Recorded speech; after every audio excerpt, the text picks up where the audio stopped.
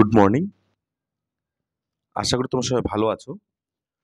তো যাই হোক, আমি তোমাদের কমেন্টগুলো দেখছি আমার চ্যানেলের বিভিন্ন ভিডিওতে। তো তোমরা সবাই আমাকে বলছো যে পার্ট 2 র অ্যাসাইনমেন্ট কোয়েশ্চেন এবং আনসার দিতে। কিন্তু আমি ভীষণ দুঃখিত এই বিষয়টা নিয়ে। তার কারণ যে আমার একটু প্রবলেম হয়েছে। এইজন্য আমি তোমাদের সঠিক সময়ে ক্লাসগুলো দিতে পারছি না। তবে আমি চেষ্টা করব যে তোমাদের পরীক্ষার আগেই, অর্থাৎ ৩ তারিখের আগেই আমি তোমাদের সমস্ত পেপার ধরে, ধরে সমস্ত অ্যাসাইনমেন্ট কোয়েশ্চেন এবং আনসারগুলো বের করে এরকম ভিডিও আপলোড করার। ঠিক আছে? সঙ্গে একটা কথা বলি যে, তোমরা যারা করে নেতাজি সুভাষ ওপেন ইউনিভার্সিটিতে পড়ছো বা বিভিন্ন কলেজ থেকে পড়ছো, মোট কথা এডুকেশন সাবজেক্ট নিয়ে যারা পড়ছো, তাদের যদি কারো যদি কোনো রকম সাহায্য দরকার হয়, তাহলে এখানে একটা আমি আমার চ্যানেলের কথা বলেছি, সেটা হচ্ছে বিজয় স্যার এডুকেশন নামক আ নোটস নামক একটা চ্যানেল আছে টেলিগ্রাম গ্রুপে। তো সেটাতে তোমরা জয়েন করবে এবং সেখানে এই অ্যাসাইনমেন্টের পরবর্তীতে আমার যে বিভিন্ন সাজেশন ভিত্তিক যে প্রশ্নগুলো আছে, সেই প্রশ্নগুলো থেকে বা বাইরের যদি কোনো প্রশ্ন থাকে এডুকেশন সম্পর্কে, তোমরা আমাকে সেই গ্রুপেই করতে পারবে এবং আমি হয়তো একটু সময় নেব, কিন্তু সময় নিয়ে হলেও আমি তোমাদের সেই সকল চাহিদা বা সমস্ত বিষয় আমি দেখব, যতটুকু আমি পারি। ঠিক আছে? আর যেহেতু আমি ক্লাস দিতে দেরি করছি, তো এটার জন্য আমি সবাইকে বলব যে তোমরা কেউ খারাপ ভাববে না, আর চিন্তাতেও থাকবে না। আমি চেষ্টা করছি যে তোমাদের ৩ তারিখের আগে, অর্থাৎ ২ তারিখের আগেই, ঠিক আছে?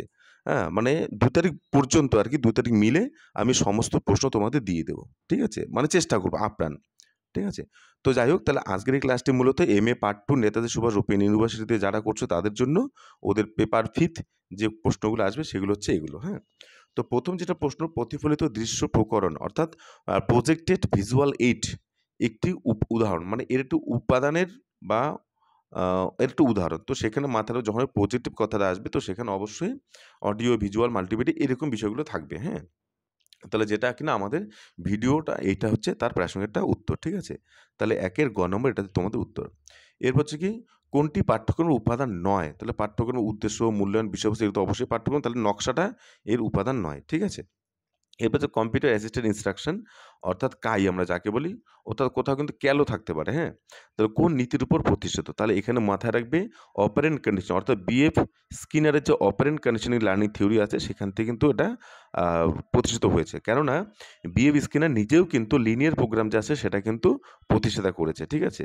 অর্থাৎ প্রোগ্রাম ইনস্ট্রাকশনের যে লিনিয়ার প্রোগ্রাম আছে সেটা কিন্তু বিএফ স্কিনারই তৈরি করেছে এবং সেখানে আমরা কাই অর্থাৎ computer assistant instruction, computer assistant learning, computer assistant mathematics এরকম কিন্তু আমরা একাধিক ব্রাঞ্চগুলো বা বিষয়গুলো কিন্তু আমরা সেখানে পাবো। মানে প্রোগ্রামগুলো পাবো। ঠিক আছে? তাহলে অপশন নম্বর খ হচ্ছে তোমাদের উত্তর। এরপর হচ্ছে শ্রেণীকক্ষে শ্রাব্য দৃশ্য প্রকরণ। এখানে প্রকরণ মানে উপকরণ। কেমন শিক্ষার্থীদের জন্য? দেখো, আ যেহেতু আমরা প্রজেক্টরের কথা বলছি, তো প্রজেক্টরের মাধ্যমে যখন আমরা ক্লাস নেই সেখানে একসঙ্গে দেখা যাবে এবং শোনা যাবে। অর্থাৎ যে সকল ছেলেমেয়ে চোখে কম দেখে, কানে শোনে, তাহলে তাদের জন্য সেটা উপযোগী এবং যারা করে হয়তো কানে শোনে না বা চোখে দেখে না, এরকম সমস্যাযুক্ত যে ছেলেমেয়েরা আছে এবং এই সমস্ত সমস্যার জন্য কি হচ্ছে, তারা কিন্তু পড়াশোনার দিকে কিন্তু পিছিয়ে পড়ছে। এইজন্য ওদেরকে স্লো লার্নার বলা হয়। ঠিক আছে? তাহলে এই সকল ছেলেমেয়েদের জন্যই কিন্তু মূলত শিক্ষাক্ষেত্রে এই পদ্ধতিটা আমরা চালু করে থাকি। এরপর কি আইএসডি এর সম্পূর্ণ নাম কি? এটা হচ্ছে ইনস্ট্রাকশনাল সিস্টেমেটিক ডিজাইন। এখানে মাথায় রাখবে, কালকে আমার সামনে একটা ছেলে ইন্টারন্যাশনাল সিস্টেমেটিক ডিজাইন দিয়েছে। তাই জন্যই কিন্তু এই প্রশ্নটা কিন্তু তার কিন্তু হয়নি। ঠিক আছে? তাহলে এই জায়গাটা যাতে তোমরা ভুল না করো, হ্যাঁ? তাহলে এটা হচ্ছে এই প্রশ্নের এটা উত্তর, হ্যাঁ? এরপর হচ্ছে অবাচনিক যোগাযোগের অন্তর্ভুক্ত নয় কোনটি? তাহলে অবাচনিক যোগাযোগ মানে কি? আমরা হয়তো কোনো দূরবর্তীতে থেকে কারো সঙ্গে একটা আলোচনা করতে পারি। আমরা যদি চুপচাপ করে থাকি, তার মানে কি? কেউ আমাকে হয়তো কোনো বকা দিচ্ছে, আমি তো নীরব হয়ে থাকি। তাহলে সেটাও কিন্তু একটা সেখানকার তাহলে অবাচনিকের ক্ষেত্রে, যেখানে আমরা ভাষার ব্যবহার করছি না। এবার অঙ্গভঙ্গির ক্ষেত্রে গেস্টার যে কোথায় যাচ্ছি বা আমরা ইশারা দিয়েও কথা বলি, তাহলে এগুলো কিন্তু অবাচনিকের উদাহরণ। তাহলে এর মধ্যে নয় কোনটা? তাহলে কথা বলা বা শব্দ অর্থাৎ ওয়ার্ড, এটা কিন্তু এই অবাচনিক যোগাযোগ কিন্তু উপাদান বা বিষয় নয়।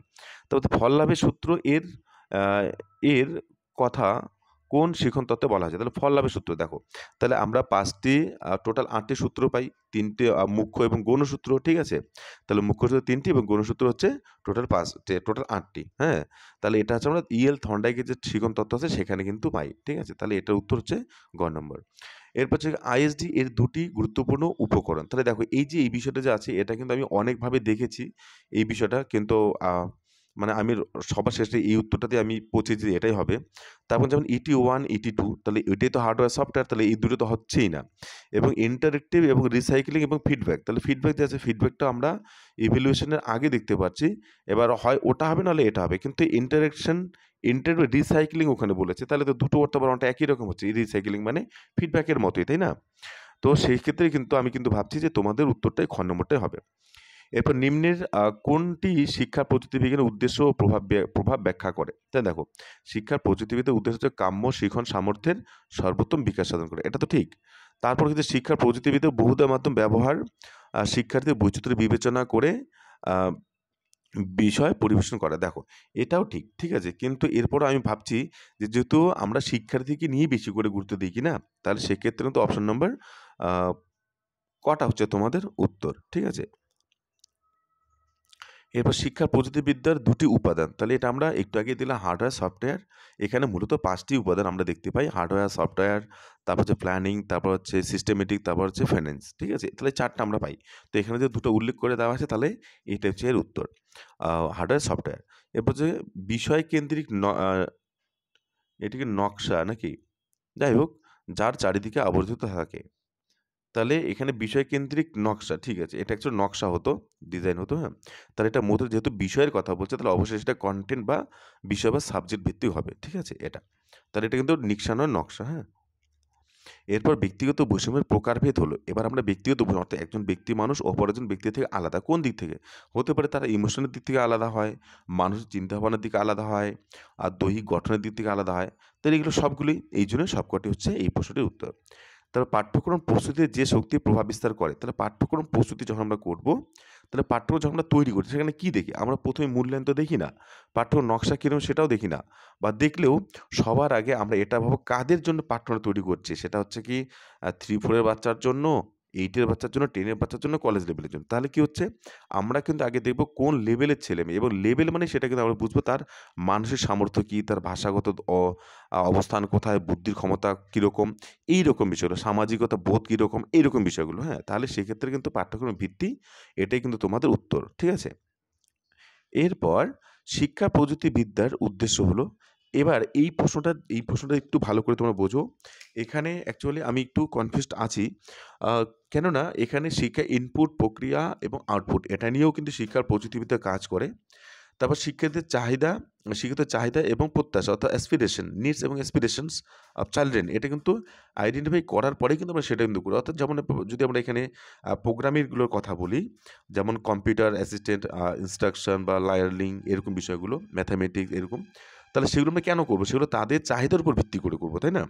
তাহলে সেক্ষেত্রে কিন্তু আমার মতে এই গ নম্বর এটাই কিন্তু তোমাদের উত্তর হবে, ঠিক আছে। কিন্তু শিক্ষা প্রযুক্তিবিদ্যা মূলত এখানে সবগুলো নিয়েই কাজ করে, তাহলে যেহেতু গ নম্বরটা ধারণাটা অনেকটা বেশি বিস্তৃত, তাহলে সেটাই কিন্তু এখানে উত্তর, হ্যাঁ। এরপর হচ্ছে the model of teaching art, তাহলে মডেল অফ টিচিং আর্ট এখানে তো বোঝা যাচ্ছে কনসেপ্ট অ্যাটেনমেন্ট মডেল এবং অ্যাডভান্স অর্গানাইজার মডেল, এই দুটো মডেল তো আছেই, তাহলে এই দুটো যদি একসঙ্গে আছে তাহলে এই প্রশ্ন উত্তর হচ্ছে খ নম্বর এটা, হ্যাঁ। এই যে পাঠ্যক্রম সম্পর্কে মূল্য বিচার, তাহলে পাঠ্যক্রম মূল্যায়ন বা কারিকুলাম ইভ্যালুয়েশন হচ্ছে এমন একটা বিষয় যেটা পাঠ্যক্রমকেই মূল্যায়ন করে, ঠিক আছে। তাহলে ওই জন্য বলছে যে পাঠ্যক্রম সম্পর্কে মূল্য বিচার করে, পাঠ্যক্রম মূল্য বিচার করে কি, তাহলে পাঠ্যক্রম মূল্যায়ন, ক নম্বরটা হচ্ছে উত্তর। এরপর হচ্ছে শিখন সম্মিলিত হয় যা তৈরির জন্য, তাহলে এই দুটো আমরা কিসের তৈরির জন্য? পাঠ্যক্রমকে তৈরি করার জন্যে। এবার এই ক্ষেত্রে কিন্তু অনেকে শ্রেণীকক্ষে এটাও কিন্তু উত্তর বলছে, কিন্তু আমি বলবো শ্রেণীকক্ষটা বা পাঠ্যসূচি এগুলোর থেকে পাঠ্যক্রমটা হচ্ছে বেশি একটা গুরুত্বপূর্ণ একটা বিষয়, তো অর্থাৎ উত্তর হবে এটা, হ্যাঁ, ঘ নম্বরটা। এবার পাঠ্যক্রম মনোবিজ্ঞানের ভিত্তি, পাঠ্যক্রম রচয়িতাকে যার প্রকৃতি মানে আমরা কোন ছেলে মেয়েদের জন্য, অর্থাৎ শিক্ষার্থী, হ্যাঁ, এটা হচ্ছে উত্তর। এর হচ্ছে ব্যাকওয়ার্ড ব্রাঞ্চিং, তাহলে আমরা প্রোগ্রাম ইনস্ট্রাকশনটাকে যদি আমরা টাইপ দেখি, বিভিন্ন টাইপ পেলেও মূলত আমরা দুটো ভাগ পাই, একটা হচ্ছে ব্রাঞ্চিং, একটা হচ্ছে লিনিয়ার। তাহলে ব্রাঞ্চিং লিনিয়ার যে প্রোগ্রামটা আছে সেটা হচ্ছে বিএফ স্কিনার, যেটা ওপেন কন্ডিশনিং তত্ত্ব যে প্রতিষ্ঠা করেছে সে তৈরি করেছে, এবং ব্রাঞ্চিং প্রোগ্রামটা তৈরি করেছে নরমান এ ক্রাউডার, উনি করেছে। আমি জানতাম যে এই দুটো প্রশ্ন থেকে তোমাদের একটা প্রশ্ন দেবে, এর আগে এই জন্য আমি এইটা তৈরি করেছিলাম, কিন্তু তাতে তোমাদের ডেট দিয়ে তারপর আর ক্লাস দিইনি।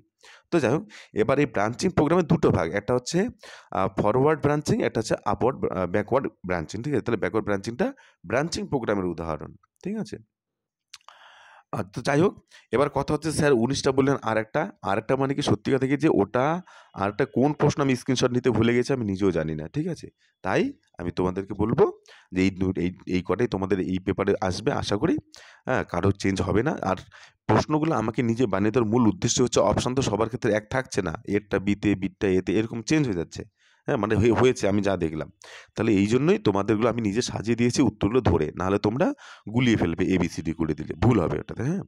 তো যাই হোক, তা তোমরা যারা আমার চ্যানেলটিতে নতুন আমি প্রত্যেকেই বলব, তোমরা অ্যাসাইনমেন্ট সঙ্গে তোমাদের এই কোর্স বা পড়াশোনার জন্য যেকোনো রকম হেল্পের জন্য তোমরা কিন্তু বিজেএস এডুকেশন নোটস এই নামক চ্যানেলটিতে যুক্ত হও এবং তোমরা চ্যানেলটি সাবস্ক্রাইব করে দিয়ে আমার পাশে থাকো এবং আমার চ্যানেলটি যেহেতু নতুন, তাই আমি সবাইকে বলছি তোমরা পাশে থাকো।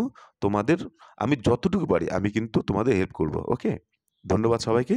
ভালো থেকো এবং বাকি পেপারগুলো আমি খুব শিগগির অর্থাৎ কালকের মধ্যেই দিয়ে দেওয়ার চেষ্টা করব।